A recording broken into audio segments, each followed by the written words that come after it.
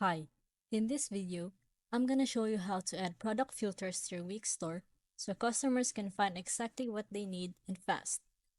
First things first, search Wix in your Google and click on the first link that pops up right here. Next, go to your Wix editor on your store page, click on the product gallery, then click settings in the toolbar. And from here, under the filters tab, toggle on enable filters. So mine is already on. If that's off for you, you can turn it on.